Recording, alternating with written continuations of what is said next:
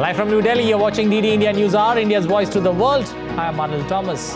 Coming up in the next 60 minutes.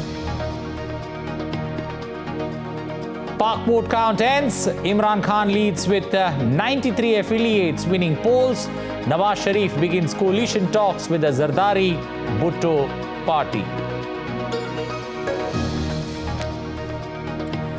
Russian ambassador to India, Denis Alipov, makes a strong case for the inclusion of India as a permanent member of the UN Security Council.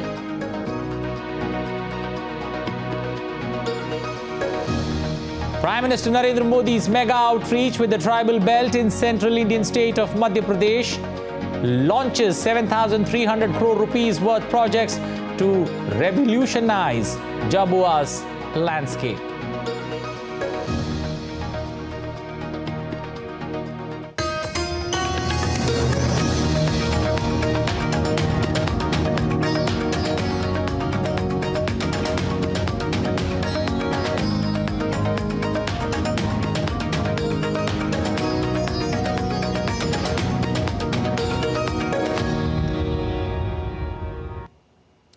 Well, vote counting for Pakistan's 12th general election concluded today. Results show that independent candidates have registered victory in 101 seats, while former Prime Minister Nawaz Sharif's party won 75 seats. Supporters of Imran Khan's Tehreek-e-Insaf or PTI staged protest alleging that the election was rigged. Here's more. Pakistan's national election vote count concluded on Sunday with independents, mostly backed by jailed former Prime Minister Imran Khan, winning 101 of the 264 seats, while former Prime Minister Nawaz Sharif's party won 75 seats. Pakistan's People's Party secured 53 seats, while MQM Pakistan got 17 seats. Leaders of political parties have intensified their efforts for the formation of a coalition government. Former Prime Minister Nawaz Sharif held talks with top leadership of MQM for coalition government formation. However, on the other hand, supporters of Imran Khan-backed candidates held protests at various places against Election Commission or alleged rigging. A number of independent candidates who lost the election filed petitions in court challenging the results. On Saturday, Imran Khan's senior aide had said that candidates backed by PTI plan to form a government. The delay in election results has raised questions about the process. Supporters of TLP party took to the streets on Saturday to condemn the delay in announcing final vote tallies. The final tally was released more than 60 hours after voting concluded on Thursday. Fuzail Ahmed reporting for DD India. Well, clearly looking at that particular election results and the PTI alleging that the elections were rigged, all this and lots more. Joining us this evening is our correspondent Amrit Pal Singh, tracking that Pakistan election results for us very closely. Amrit, looking at the way things stand, 101 when it comes to PTI and the group that, affiliates that have come together with the number. On the other hand, you have Nawaz Sharif talking to Zardari Bhutto for a coalition government to come into place. How does one see this play out now that the final numbers are out? Well, you're right that, if these PTI-backed independents are counted, they've emerged as the largest single group. But technically, they are all independents because they have not contested on a single ticket or a single electoral symbol or representing a single party, because Tehreek-e-Insaf PTI or the Pakistan Tehreek-e-Insaf was denied of its election symbol. So they are independents backed by the PTI, but they technically do not form a group. Now that leaves Nawaz Sharif, who's actually number 2 in the race, with being called the single largest party. Now he and the PPP have agreed, the former PDM coalition partners have agreed to stay together. but that also does not bring them close to the halfway mark. So clearly they need the support of more independents, and that is what is primarily happening right now. You could, whatever term you want to apply to it, horse trading, poaching, etc., they are wooing independents to sort of give them support and form so that they can stake a claim to form the government. And once they clear this 133 figure, they can stake a claim. After the nominated members are come in, there are about 70 nominated members. So out of 336, they need 194, and they being parties will get the benefit of that, whereas the PTI, which has emerged as the single largest group but technically remain independents, wouldn't get the benefit of it. So it looks like that in the coming days, essentially they will try and garner up numbers, even though the PTI is also trying to see if they can agree to join a smaller party, but all that remains in the realm of speculation, because there is a lot of behind the scenes maneuvering happening right now.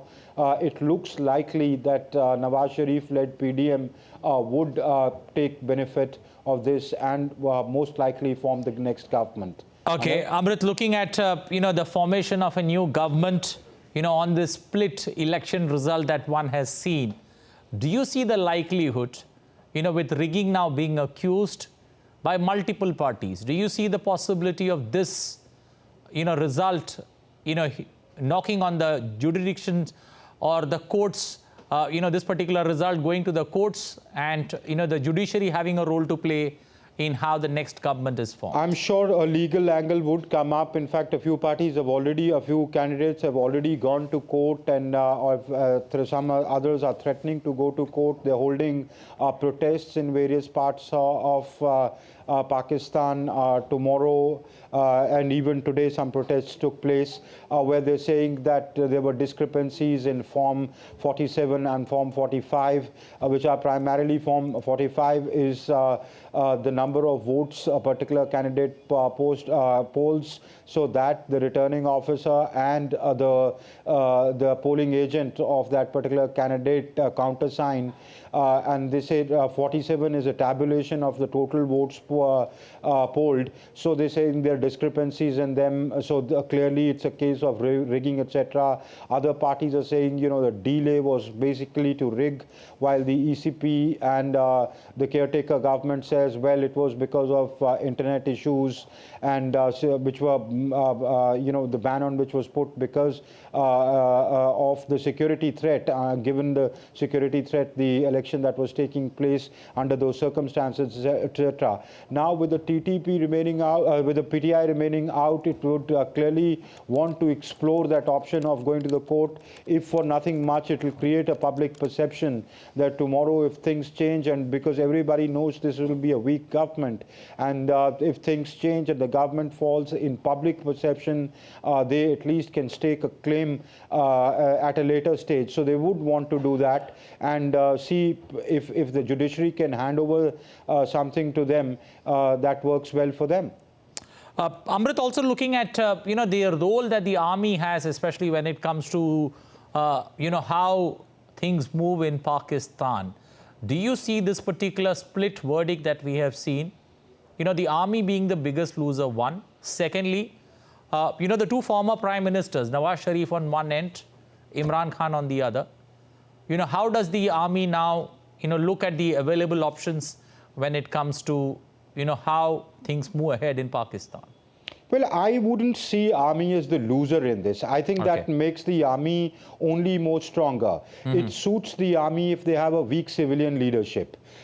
They have burnt their fingers with Nawaz Sharif twice, once during the coup that General Musharraf did, and then later again in 2018. So I don't think the army trusts Nawaz Sharif completely. So a weakened Nawaz Sharif who will be always under the threat of his government being a minority government and could be dismissed, or the numbers being shaky. So it suits the army. So I think in the whole scenario, the army remains. The army gets a larger role to play when it comes to determining the both the domestic and the foreign policy of the country during the next government's regime. With Imran and Nawaz both on the tenterhooks, they only get all the more options. Who knows, after 2 years the army is bored with Nawaz, the fallout happens, Imran can be always pulled out of the jail and he can become the, remember in 2018 these were the same allegations leveled against Imran, that he was selected and it was Nawaz who was ousted. So things changed, could change that way as well.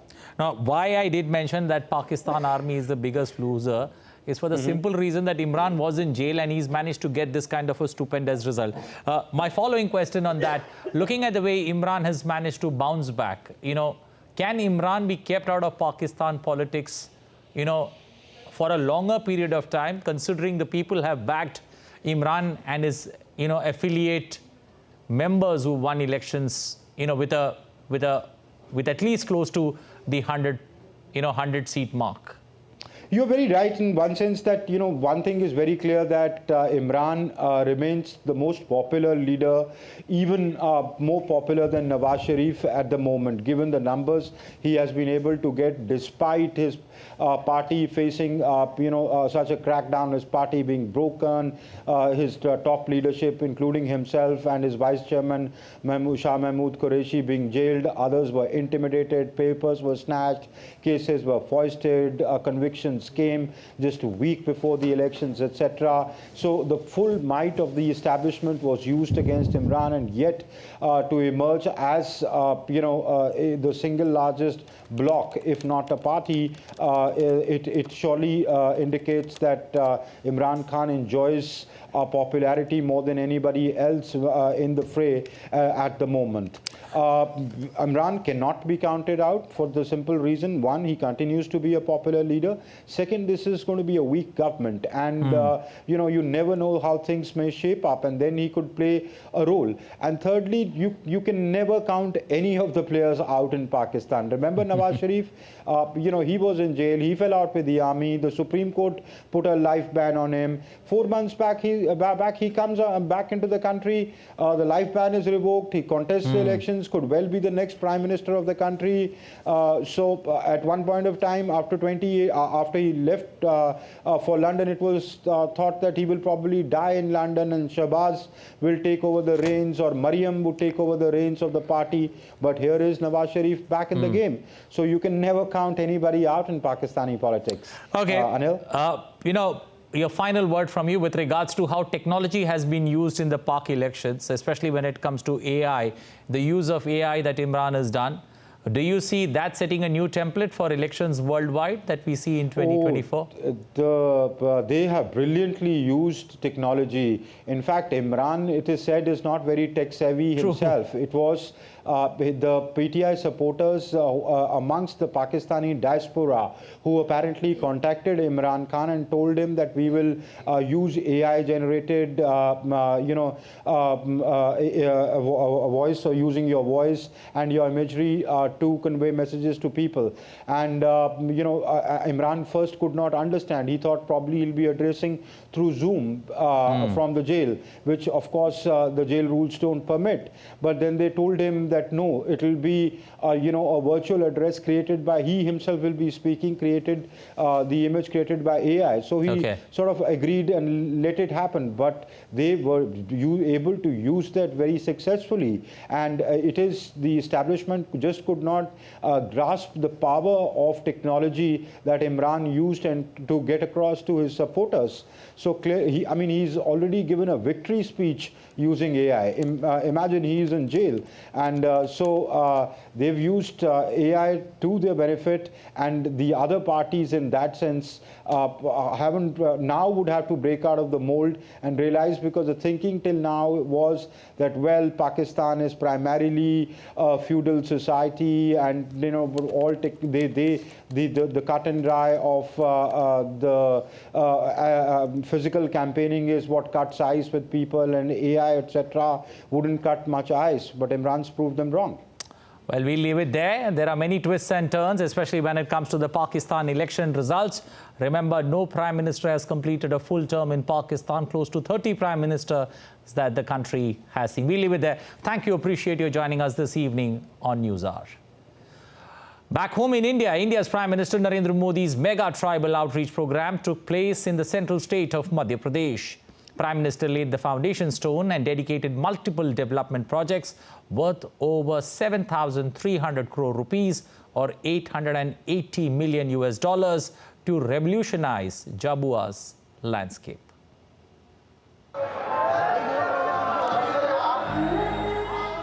India's Prime Minister Narendra Modi visited Jhabua, Madhya Pradesh, where people welcomed him wholeheartedly. Prime Minister laid the foundation stone of multiple development projects worth rupees 7,300 crores. The project will strengthen the water supply, rail and road projects. Prime Minister also laid the foundation stone of CM Rise School in Jhabua. He also announced the release of development fund for the Adarsh Gram Yojana. Addressing Janjatiya Mahasabha, PM Modi also announced the establishment of Kranti Surya Tantya Bhil University for the youth. आपके सपने, आपके बच्चों के सपने, नौजवानों के सपने, ये मोदी का संकल्प है। इसलिए भगवान बिरसा मुंडा की जयंती को जनजातीय गौरव दिवस के तौर पर मनाने का फैसला मोदी सरकार ने किया। Drawing a contrast with Congress governments in Madhya Pradesh, PM Modi said double-engine BJP government propelled the state on the track of development and brought transformation in several areas. ज्यादातर राज्यों में सरकार से बेदखल करके जनता जनार्दन ने इनकी लूट के रास्ते बंद कर दिए हैं। अब ये वापस कुर्सी पाने के लिए जाति के नाम पर, भाषा के नाम पर, इलाके के नाम पर टूट करवाने में, फूट करवाने में लगे हुए हैं। लेकिन देश इनकी हरकतें देख रहा है। PM Modi lauded people's support received in the assembly elections and highlighted the increasing public support of BJP's governance model. नेता विपक्ष में बोलने लगे हैं, संसद में बोलने लगे हैं, 24 में 400 पार।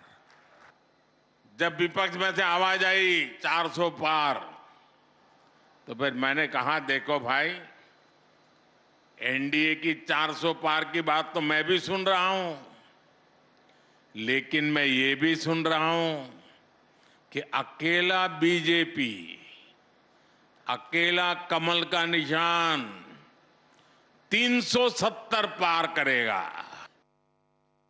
PM Modi emphasized that government focuses on education, healthcare and infrastructure development in Madhya Pradesh. He added that dedication of these development projects are a testament to the double-engine government in MP working at double speed for progress. Well, still to come on DD India News Hour. Russian ambassador to India calls for urgent reforms in the United Nations Security Council. Well, why is aging an issue in Joe Biden and Donald Trump's presidential campaign? The 8th Russian presidential election candidate registration closes, with Vladimir Putin taking on 3 other candidates in the electoral battle next month.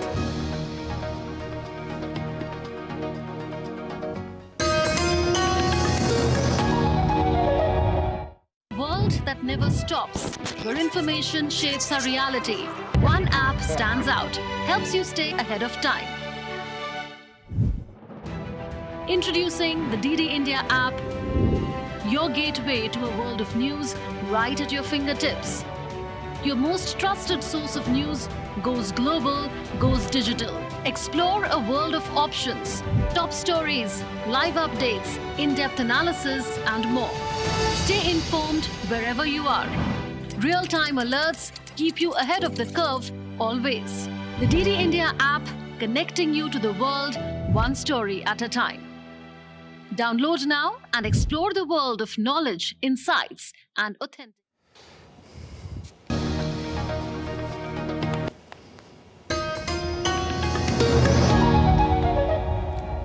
You're watching DD India News Hour. I'm Anil Thomas. The United Nations Security Council member expansion talks surface time and again, but recoil back like a song in loop. 8 decades after the formation of UNSC, the 5 permanent member countries hold control with their veto power. However, India's rising stature in the world has once again brought talks about the urgent need for reforms in the UNSC. Here's a detailed look. I regard this as the most consequential relationship we have. India's strategic importance, democratic advantage, and substantial contribution in UN peacekeeping makes India's inclusion in the most powerful United Nations Security Council high table the need of the hour. India's rising cloud got a shot in the arm with Russian ambassador to India, Denis Apelov, emphasizing the urgent need for reforms within the United Nations. We are of the view that India as a permanent member of the Security Council could make a significant contribution to promoting balance as well as an agenda focused on the interest of the world majority, primarily the countries of the Global South. We have repeatedly indicated our support for New Delhi's candidacy. The United Nations, formed in 1945 with 51 countries, have quadrupled to 193 member states in the present day. However, the Security Council, which is one of the main bodies of the UN, has 15 members. There are 5 permanent and 10 non-permanent members. India has been a non-permanent member for 8 terms. India's External Affairs Minister, Dr. S. Jaishankar, attending the Indian Ocean Conference in Australia, sounded optimistic about India getting the permanent seat. Why I'm confident we will get there, and I'm more confident today than I was 5 years ago or 10 years ago, is I see the change, I see how differently today the world looks at us. That if we go, I go around the world, often I hear this from people, saying, look, you can say things we can't say. India has been at the forefront of years-long efforts to reform the Security Council. India rightly deserves a place as a permanent member at the UN high table, which in its current form does not represent the geopolitical realities of the 21st century. The Ukraine armed conflict, Israel-Hamas battle, and India's continuously growing stature has reignited the demand to overhaul the world's premier body for international peace and security. Anil Thomas's report for DD India. Well, the US poll campaign heats up as a slugfest between Republican Donald Trump and Democrat Joe Biden as it took center stage in the weekend rallies. Trump questioned Biden's memory based on a recent official report claiming that the incumbent president has memory lapses. Biden has rejected the allegations and stated that his memory is fine. On the other hand, after losing 4 states consecutively to Trump in the race to be the nominee of the Republican Party, Nikki Haley relies on the South Carolina contest. Will age and memory affect the U.S. presidential elections? Syed Absarul Hassan puts the U.S. polls into perspective for us. The campaigning for the US presidential election is gaining momentum. The mental ability and age of presidential candidate in the United States took center stage on the campaigning trail on Saturday. Former President Donald Trump accused President Joe Biden of lacking the mental capacity to be the president. Trump's comments came following a report that suggested Biden was experiencing memory lapses. Biden angrily denied the allegations about his memory, stating that his memory is fine. The special counsel's report tries to let Biden off by claiming that he is too mentally incompetent to convict at a trial. But if Joe Biden is not fit to charge, they're not going to charge him with a crime, but it's okay for him to become commander-in-chief. Think of that one. Thank you, that one. While campaigning in South Carolina, Trump criticized his Republican sole contender Nikki Haley for not backing off despite losing in 4 states. The greatest president in my lifetime, she said, I will never run against him. Then she comes over to see me at Mar-a-Lago. Sir, I will never run against you. She brought her husband. Where's her husband? Oh, he's away. He's away. What happened to her husband? What happened to her husband? Where is he? He's gone. He knew. Donald Trump has moved closer to becoming his party's pick after winning nominations from Iowa, New Hampshire, Nevada, and the U.S. Virgin Islands. His sole contender, Nikki Haley, is relying on the next fight in South Carolina. Donald Trump is facing several cases, including Colorado's decision to remove him from this year's ballot for engaging in insurrections related to the January 6, 2021 attack on the U.S. Capitol. Arguments have already begun in the Supreme Court in the case, and Trump hopes to get Colorado's decisions overturned by the apex court. The case would have broader implications if Trump loses, as other states could follow suit, placing hurdles in the way of his attempt to regain the presidency this year. State officials in conservative-controlled government have also warned that they could seek to remove Biden from the ballot in response. Saeed Absarul Hassan for DD India. Well, from elections in the US to the elections in Russia, the 8th Russian presidential election candidate registration closed on Sunday, with independent Vladimir Putin taking on 3 other candidates in the electoral battle next month. The West calls this election a battle between Putin and the dummies. Can the longest-serving president since 2000 be yet again the frontrunner to get another 6-year term? Mihir Makuri deep dives with the buzz around the battle for ballot. As Russia heads to the polls in March to elect its next president, the election fever in the country is rising with excitement and speculation. On Sunday, the registration of candidates for the presidential election came to a close. With this announcement, President Vladimir Putin and 3 other politicians are in the race for Kremlin.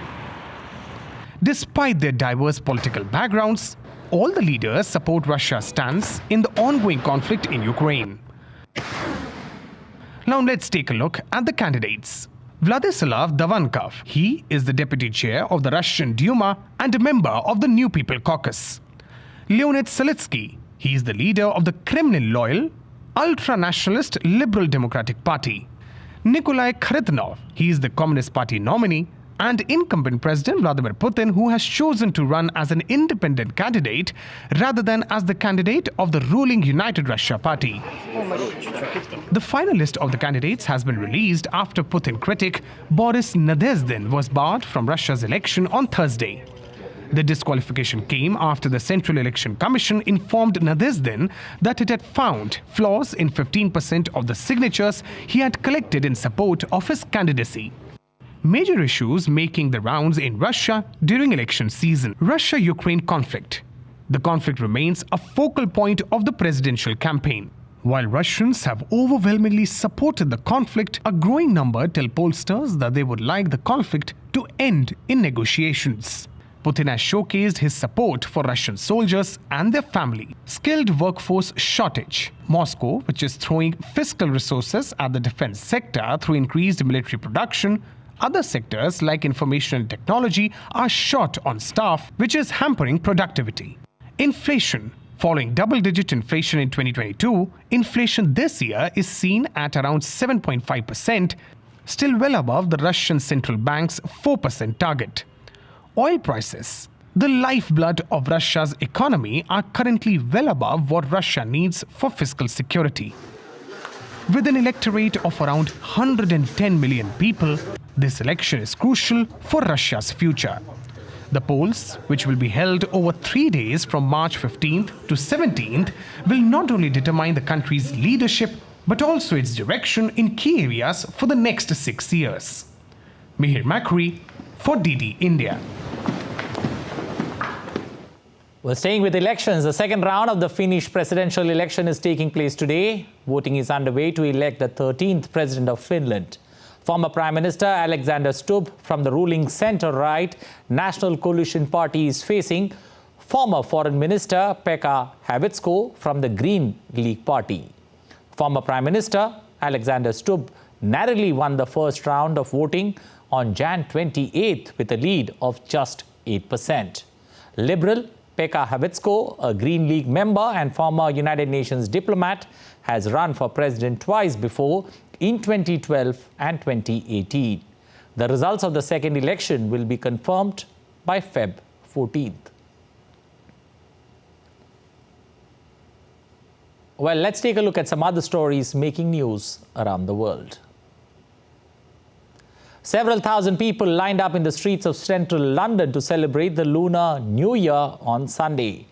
The parade welcoming the Year of the Dragon featured the traditional dragon dance as drummers and participants made their way from the Trafalgar Square to the capital's Chinatown in the West End Entertainment District.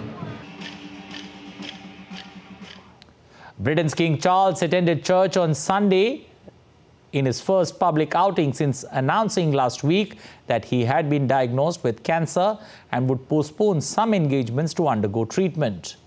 Buckingham Palace announced on Feb 5th that King Charles had been diagnosed with an unspecified form of cancer. Rio de Janeiro witnessed a wave of sheer talent on the second night of Brazil's largest carnival. The parade competition is one of the top attractions of the annual carnival festivals and celebrations that sweep the city every year. Wearing shiny costumes, dancers and drummers twirled to the beats of the samba rhythm as spectacular floats delighted thousands of onlookers. 6 people, including a chief executive of one of Nigeria's largest lenders, were killed in a helicopter crash in Southern California. The National Transportation and Safety Board has said that the cause of crash was torrential weather and the absence of flight data recorders. Still to come on DD India News Hour. Discussion with expert on Russia's renewed support and call for reforms in the UN Security Council. Myanmar's junta declares mandatory military service for all young men and women. Well, after France, UPI services to be launched in Sri Lanka and Mauritius.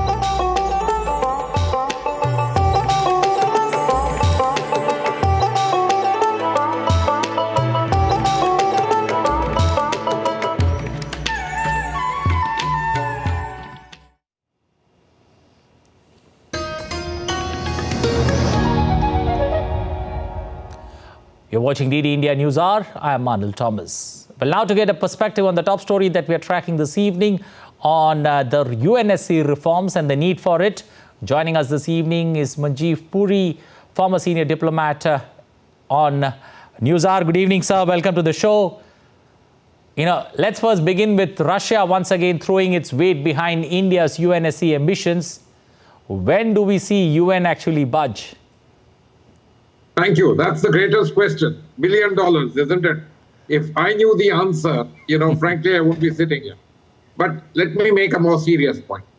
I believe very strongly that when the nudge will come, and I believe the nudge will come sooner rather than later, there is no way that India won't be on the high.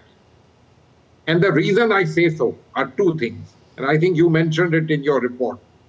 Demography, we are now the world's largest country.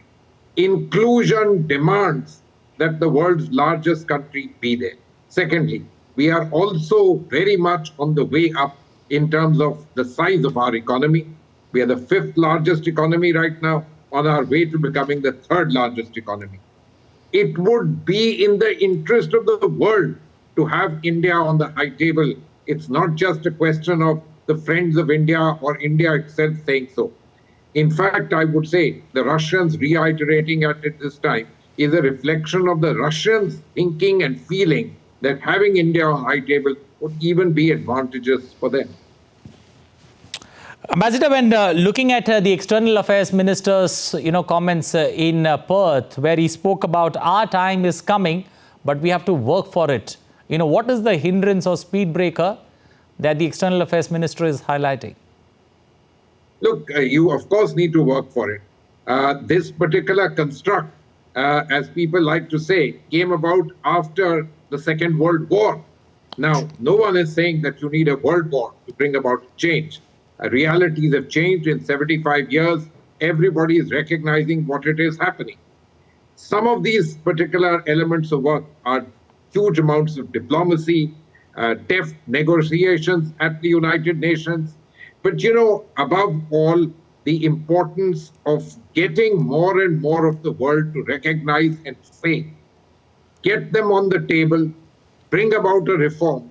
Why? Because the institution as it is currently constituted does not reflect contemporary realities, and we want a United Nations which is fit for purpose today and for tomorrow, not for yesterday. Also, Ambassador, why is the UNSC not being able to adopt with changing times and, the need of the present world order? Does it fear somewhere, losing relevance in one? If it refuses to act or if it refuses to, make amends? No, you're very right. This is what we would like them to believe. But, let's understand, there has been one movement in the case of the United Nations Security Council, which was formed in 1945, and that was in 1965, when the non-permanent membership expanded from 10 to 15. Now, after that, let me also point out to you a few interesting facts.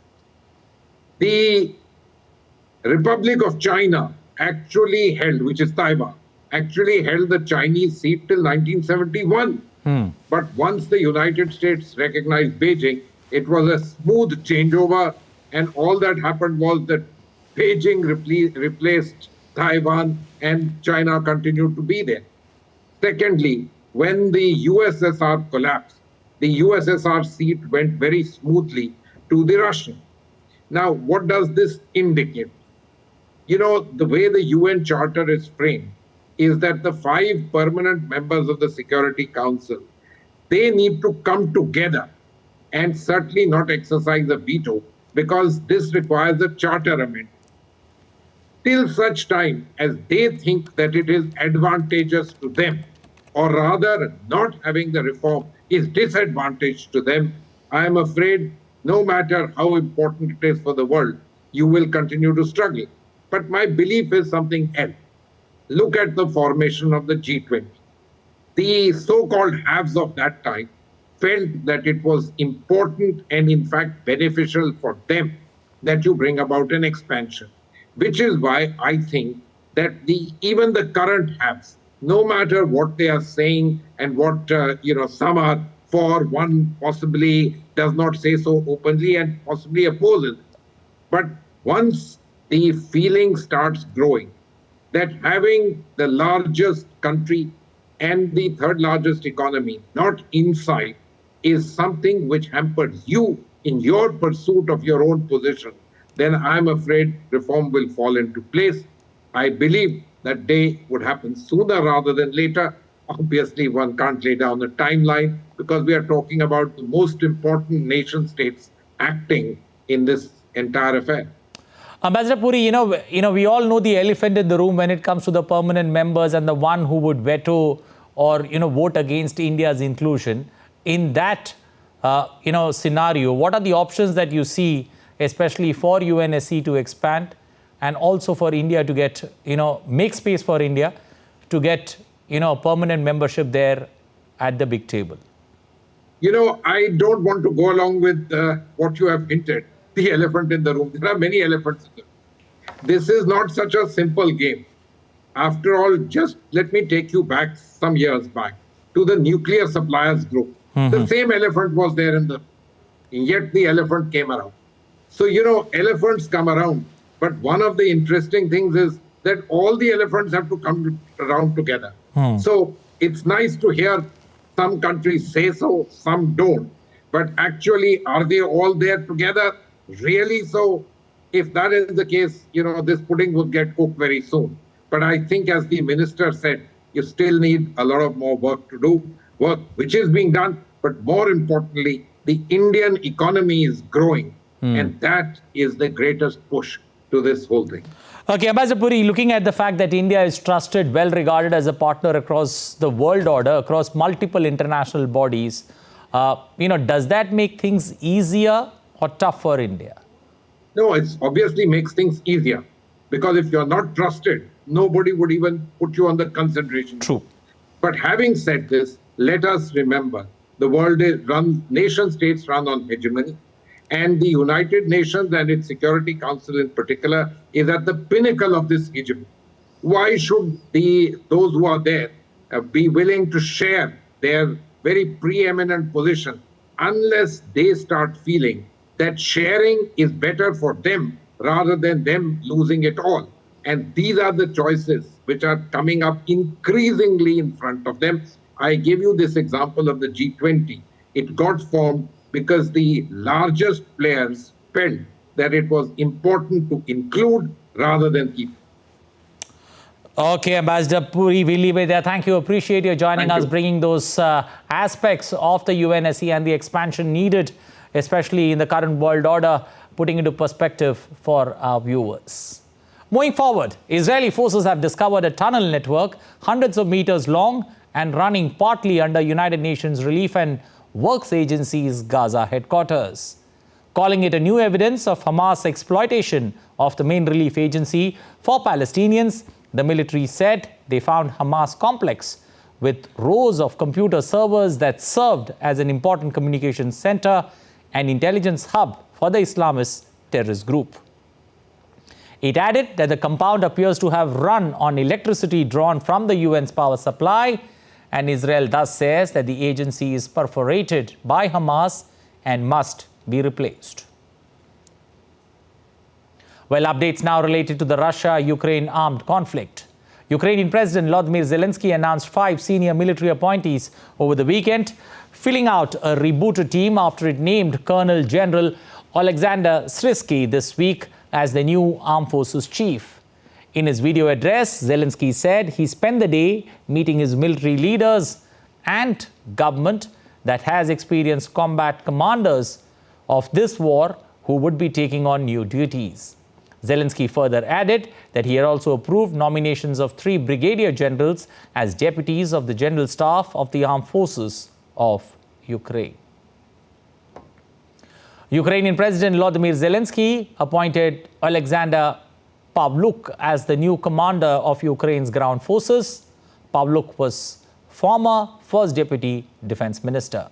Zelensky announced 5 other senior military appointments, filling out a rebooted team to bolster Ukraine's defense against Russia. Ukraine is experiencing a shortage of men and equipment as it heads into 2024, having made few battlefield gains throughout the last 12 months. Taiwan's defense ministry has detected 8 Chinese balloons crossing the Taiwan Strait in the last 24 hours. According to a statement on Sunday, 5 of these balloons flew across Taiwan. This is the second day in a row that a large number of balloons have been reported. Taiwan has raised alarm about the balloons since December last year, calling them a threat to aviation safety and attempts at psychological warfare. The potential for China to use balloons for spying became a global issue last year when the United States shot down what it said was a Chinese surveillance balloon in February. China said that the balloon was a civilian craft that had accidentally drifted astray.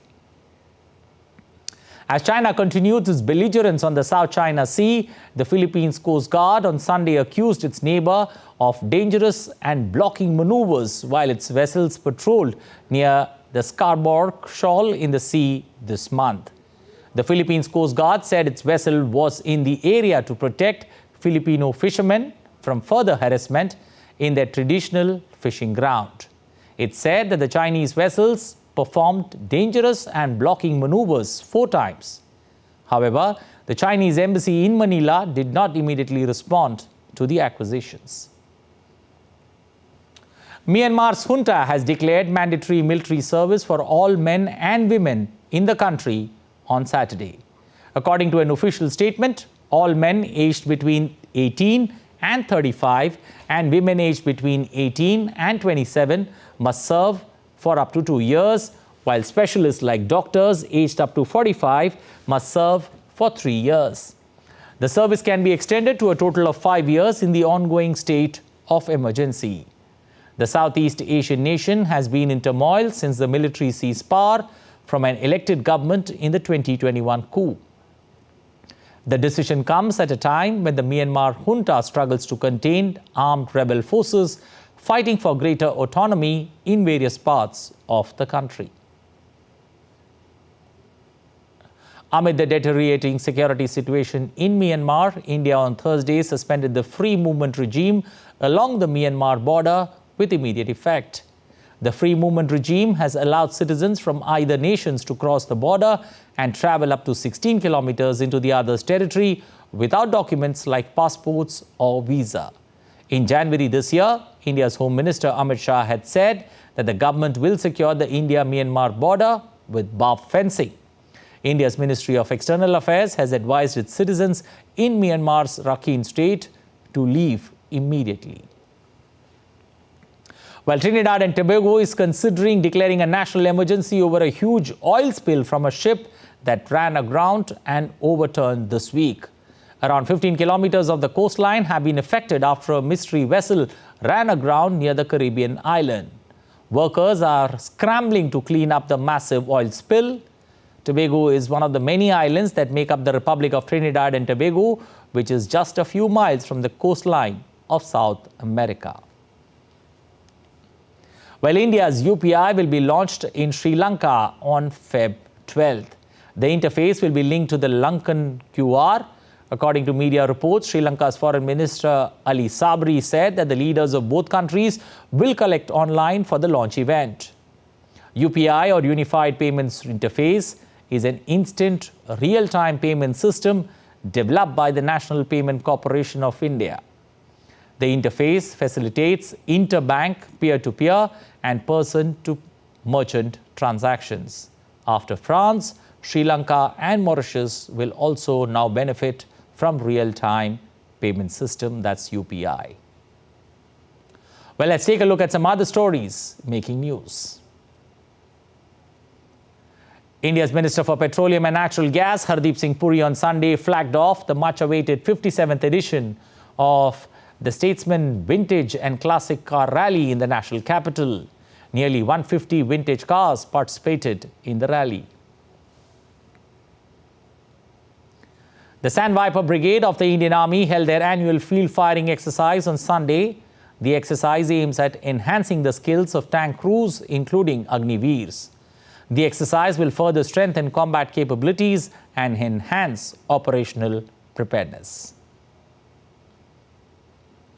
The Bharatiya Janata Party on Sunday announced its candidates for the forthcoming Rajya Sabha elections. Sudhanshu Trivedi and RPN Singh were nominated from Uttar Pradesh, while in Haryana, former state BJP chief Subhash Barala was announced as the party's candidate. Elections will be held for the 56 seats across 15 states on the 27th of this month. Indian Prime Minister Narendra Modi will distribute more than 1 lakh appointment letters of newly inducted recruits on Monday via video conferencing. Rozgar Mela, the employment fair, will be held at 47 locations across India. The recruitments are taking place across union government departments. The floor test will take place on Monday in India's eastern state of Bihar Assembly. The newly appointed Chief Minister of Bihar, Nitish Kumar, will prove his majority. A lot of speculations are floating around as opposition parties have held marathon meetings.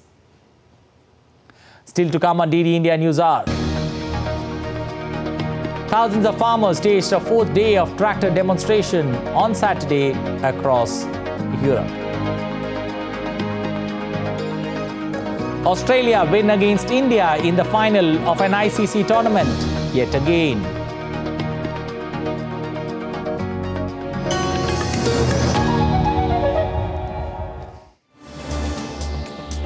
Voice of a rising aspirational world. Stories of challenges, struggles and accomplishment. A world battling conflict, hunger and poverty. Embracing growth, development, science and technology.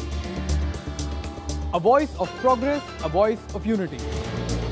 Watch Voice of the Global South with me, Akshay Dongre, only on DD India.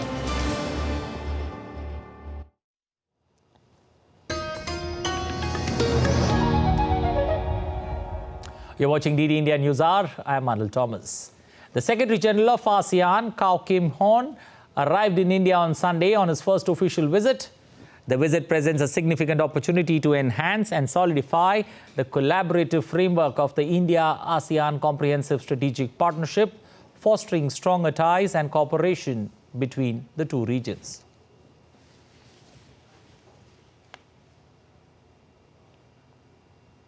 Well, thousands of farmers staged a fourth day of tractor demonstrations on Saturday across Europe. In Spain, farmers blocked highways to demand changes in the European Union farming policies and measures to combat production cost hikes and severe drought. Spanish police scuffled with a group of farmers and lorry drivers in Madrid as they railed against the EU's environmental rules and what they see as excessive taxes and red tapeism. Since Tuesday, Spanish farmers have joined peers from Germany, France, Italy, Portugal and Belgium in daily protests that include blocking several highways and ports.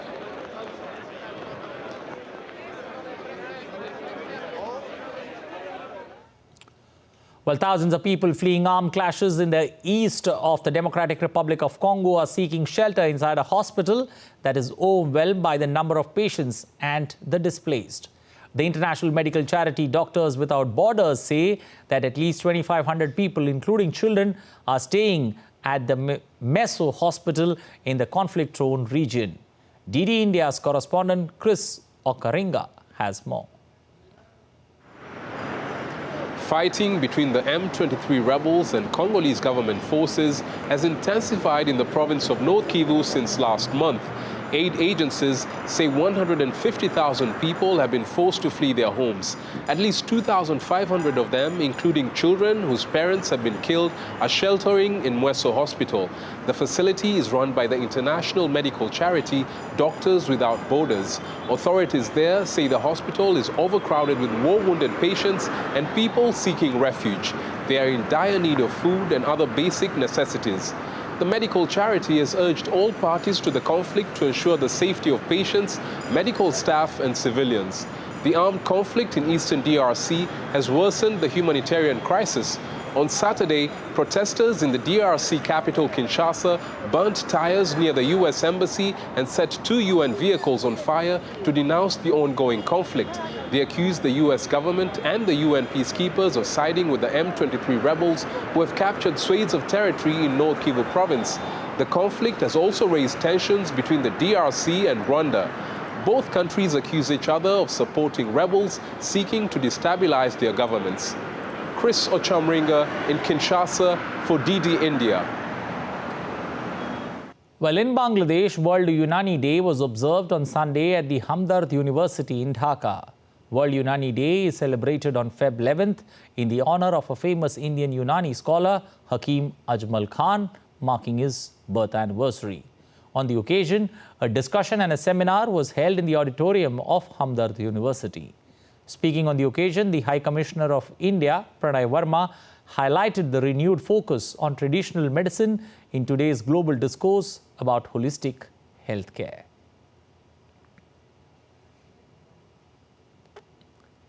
Prime Minister of India Narendra Modi, the President of Sri Lanka and Prime Minister of Mauritius to witness the launch of the Unified Payment Interface, that's UPI service, in Sri Lanka and Mauritius, and also the RuPay card services in Mauritius on Monday. India has emerged as a leader in fintech innovation and digital public infrastructure. Prime Minister of India has placed a strong emphasis on sharing our development, experiences and innovation with partner countries. The launch will enable the availability of UPI settlement services for Indian nationals travelling to Sri Lanka and Mauritius, as well as for Mauritian nationals travelling to India.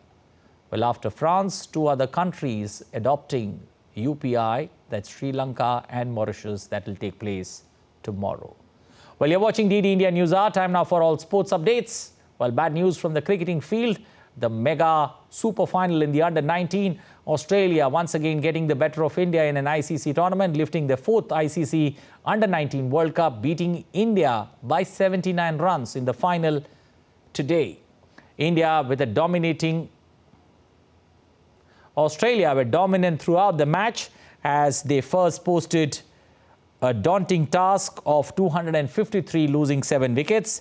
India in return were bowled out for 174. Australia notching another win in the ICC tournament against India. Australia had defeated India in the 2023 50-over World Cup final.